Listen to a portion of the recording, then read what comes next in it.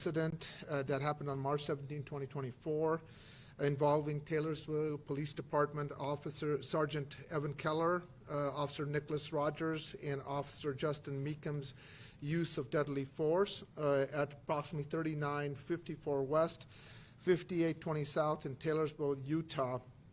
Let me just say before I go through the walkthrough that earlier, just prior to this, we had an opportunity to meet with the victims, the decedent's family, and also to walk them through our findings with them as well. And again, just wanted to convey that this is just a tragic incident with a loss of life, and appreciate their patience and willingness to sit down with us and try to answer all their questions. The following facts were developed from the protocol investigation in the matter that happened, that was presented to us. And here are the following facts. On March 17, 2024, at 11:11 a.m., a male who we refer to as S.A. called and advised that the call was ongoing from the night before, that he and his family were away from home as it was dangerous, and they needed help from the Taylorsville Police Department to pick up his son, and that his son had threatened to kill the family. Taylorsville Police Department officers Meekham was dispatched to the call, and after speaking with S.A. about his son, Officer Rogers and Fullwood were also dispatched. At 11:58 a.m., Officers Meekham, Rogers, and Fullwood approached S.A.'s residence and made contact with the son, Foedi Tupua Afeki, who was sitting in a chair towards the back of the resident's half-open garage. From the garage door opening, Officers Meekham, Rogers, and Fullwood talked with Mr. Afeki about what was going on. At approximately 12:13 a.m., officers were able to enter the garage and continued to speak with Mr. Afeki. Eventually, after Mr. Afeki continued to insist that he was not going anywhere and wanted to be left alone, Officer Meekham exited the garage and spoke with Sergeant Keller, Officer Clough, who had also arrived on the scene, and a decision was made to arrest Mr. Afeki on outstanding misdemeanor warrants. At 12:34 p.m., Officer Meekham stepped back into the garage, followed by Sergeant Keller and Officer Clough. Mr. Afeki stated, quote, "There's too many of you guys in here," end quote, and then repeated his statement. Meanwhile, Sergeant Keller gave a signal to arrest the other officers. As the officers moved towards Mr. Afeki, Officer Rogers asked him to stand up. Mr. Afeki quickly reached his right hand out to the side and retrieved a handgun from behind a blanket, and then started to present it towards the officers. Officers Rogers, Meekham, and Sergeant Keller fired their weapons. Officer Fullwood later described to the investigators, quote, "And then he reached under the blanket on this object that was sitting beside him, and there was a blanket draped over it. Reached into and pulled out a black pistol, started to present it towards us. I drew my weapon, bladed to the right, my right suspect's left to get off the angle. Shouts for gun, dropped the gun, and as he presented the weapon upward, pointing out towards the officers, multiple rounds were fired, striking the suspect. As I bladed to the right, I pointed my weapon directly at his head and to engage and to squeeze the trigger. By that point, he started to slump forward, and I felt the threat was done." So Officer Fullwood actually never fired his weapon. After shots were fired, officers gave commands to drop the gun, advised of shots fired over the radio, and then observed that they didn't see the gun in his hands. Officers held their weapons on Mr. Afeki until they determined that it was safe to approach. Emergency medical responders arrived on the scene, and before approaching, officers observed that the firearm, a loaded Mossberg MC2 9mm handgun, was on the ground to Mr. Afeki's right side. Emergency medical responders began rendering aid and then transported Mr. Afeki to a hospital where he was ultimately declared deceased. During the investigations, investigators determined that Sergeant Keller, Officer Meekum and Officer Rogers likely collectively fired 15 9mm rounds during the incident. Investigators determined that Mr. Ofeki's weapon fell to the ground to his right side during the incident and did not fire any evidence, did not find any evidence that it was fired. So at this time, I'm going to take you through a couple of things that I do want to share with you for illustrative purposes that our team reviewed. So let me, thank you. So what this is going to show you is the orientation. So the garage is here. Mr. Ofeki is here. Officer Rogers, Meekum, and Fullwood are here. Sergeant Keller, who comes in from behind, is over here, and Officer Clough. That was the original sort of positioning of it at this point when they had made the decision sometime almost over a half an hour or later of trying to talk to Mr. Ofeki. When the videos that are going to be shown to you, what you will notice is that Officer Rogers, they will move this way, and then Officer Fullwood will canter off to the right, and we do have his body-worn camera that gave us that angle. So as he moves from here, he holds fire, Officer Clough holds fire, but these were the three involved officers as they sort of move to the threat as they perceive it. So let me take you to this next point. This is a still picture, and I want to just sort of, again, give you the positioning. So what you'll notice is this is from Sergeant Keller, who has moved from here to this way. Then we have the three officers here. And this profile that you see is the profile of Officer Fullwood, who's also cantering off. This still is taken as fire has already been returned to the threat that's being presented. So I just wanted to kind of give you a bit of orientation. This next section that I'm going to have you go to, now this is important because I had 4 officers who had body-worn camera, and we synced them together to give you both the dynamic nature of the incident and at the same time what they were seeing and perceiving simultaneously as this incident happened.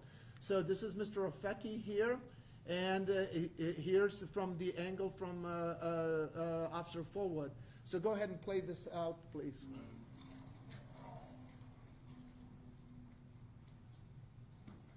What do you do that makes this happen?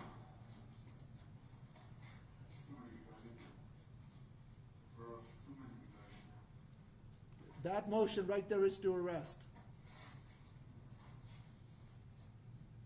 Keep it.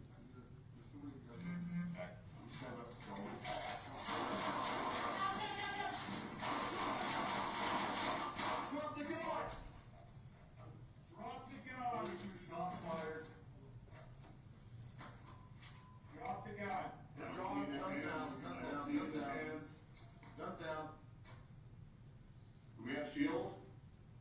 We're good at shield. Don't back down from here. Don't back down from here. I got shield. I wanted to share with you next is Officer Fullwood, I believe.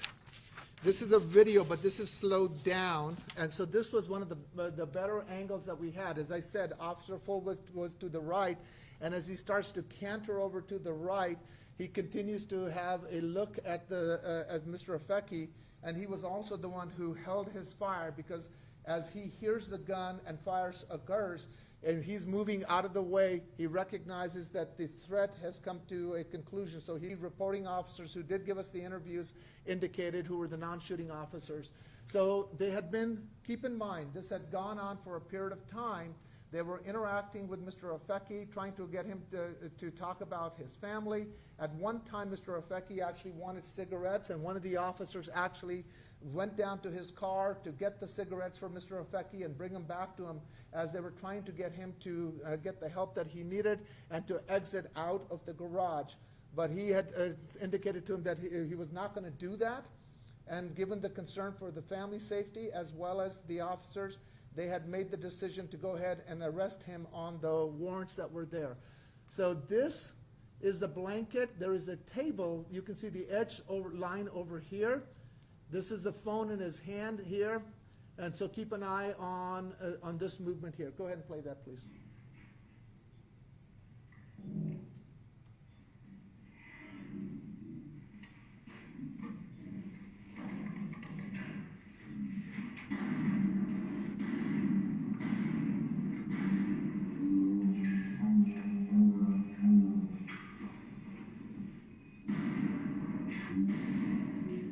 gun goes out of his hand right there.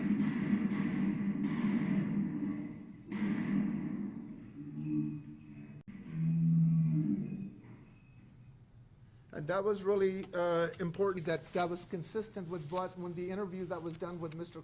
Officer Clough and Officer Fullwood, that they had talked about the presentment of the gun that was seen by the other officer. So now I'll take you to this other picture.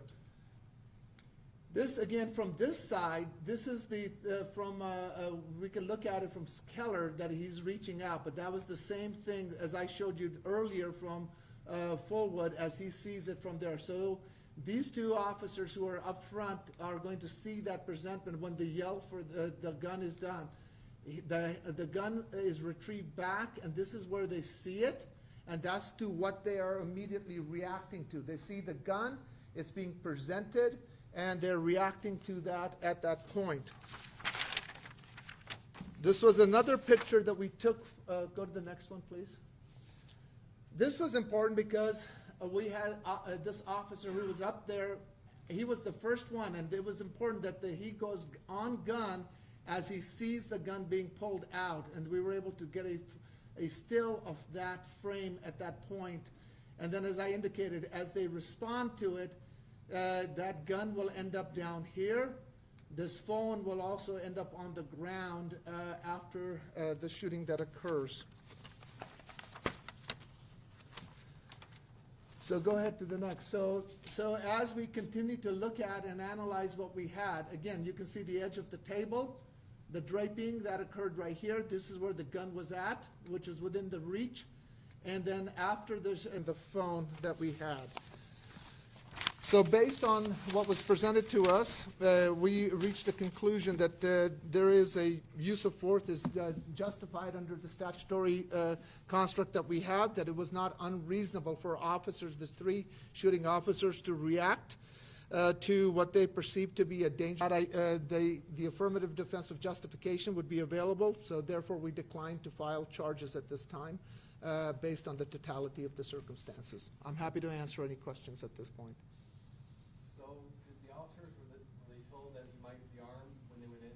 So what they had, what they were aware of is that he was perceived, they were concerned, this is an incident that started earlier in the evening, and that there was concern from the family. Now, what's important to note here, that the initial officers who took that call in the early hours of the morning were not the same set of officers who responded back. Then they got a 911 call from the father indicating that they had moved to another hotel. They had gone away because they were concerned about their safety, and that their son was not leaving and had to threaten to harm others at that time. And so based on that is what the officers were responding later in the earlier parts of that morning, and they actually respond back to it. They are down there. They can see that he is distressed. He's agitated.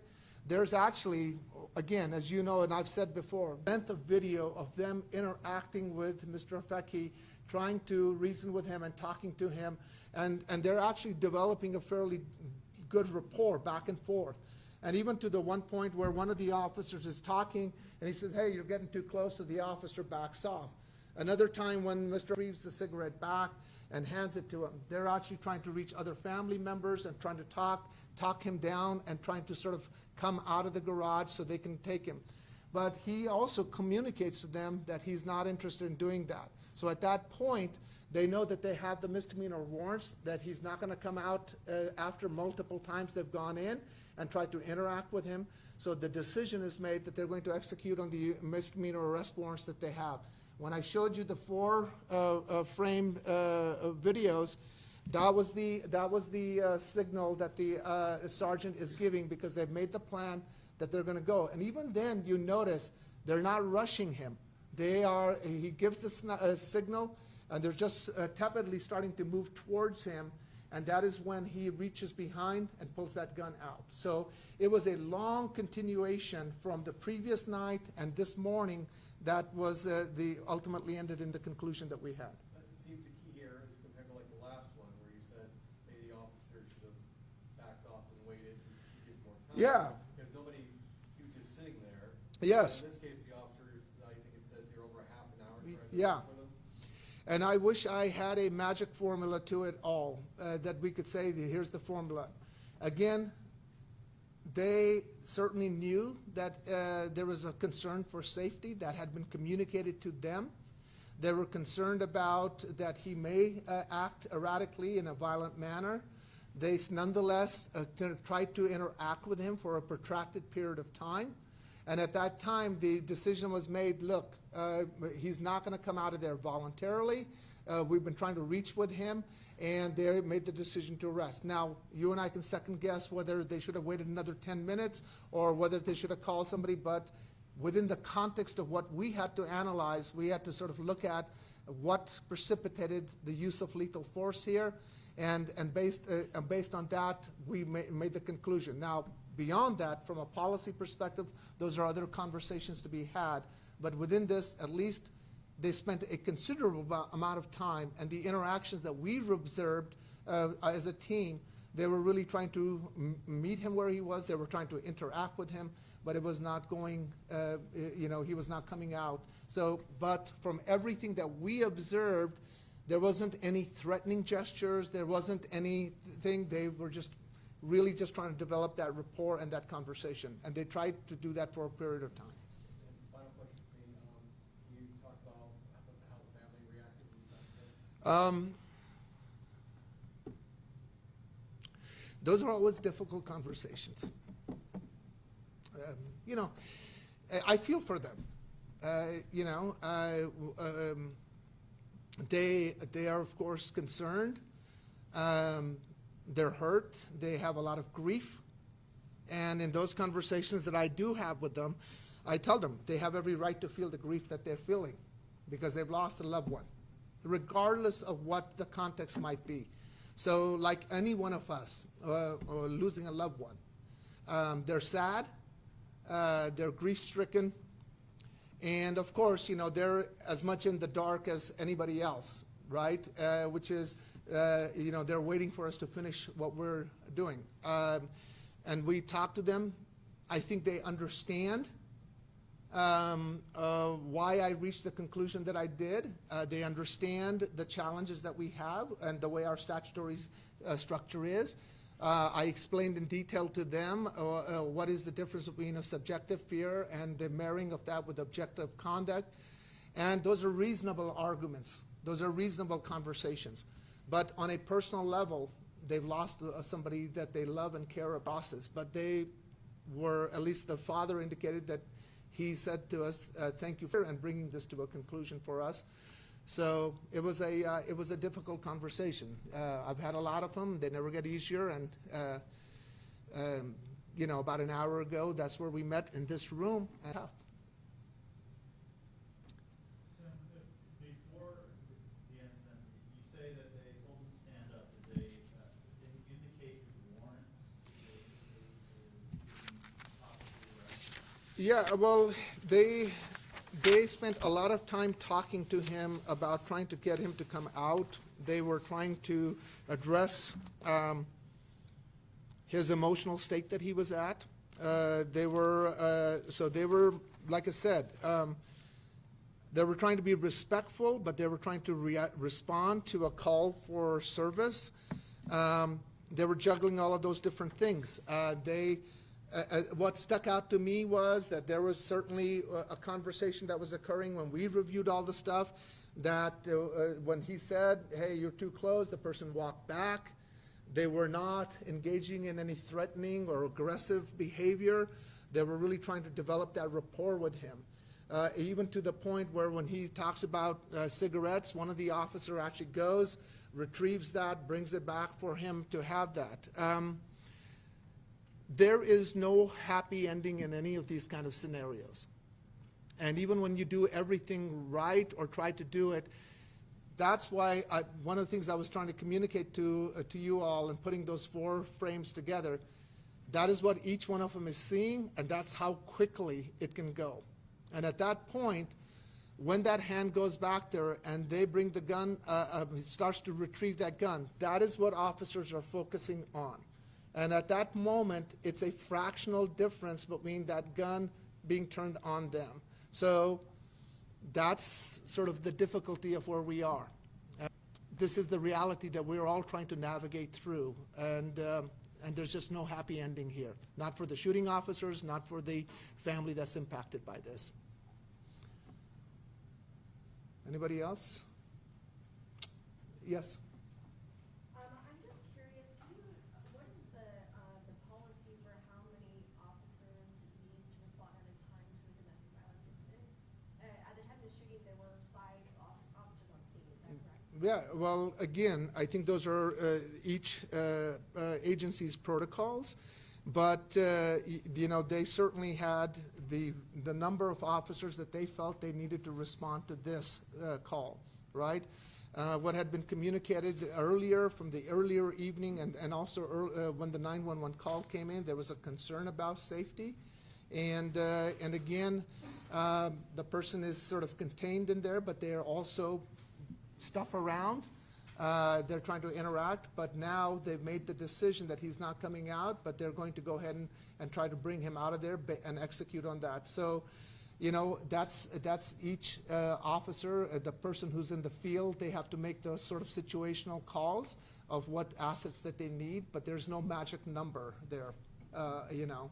There's a lot of people will ask those questions, but it's situation by situation, driven by the facts of each scenario that are there. So, was person out? And again, what was remarkable to me also was that there was no aggressive movement. Even when you see it, the sergeant gives the sign, okay, we need to go ahead and arrest him. They're not like all rushing at him. There's a moment, and they're just slowly starting to move towards him. That's when the gun is presented. Okay? Anybody else? Okay, thank you.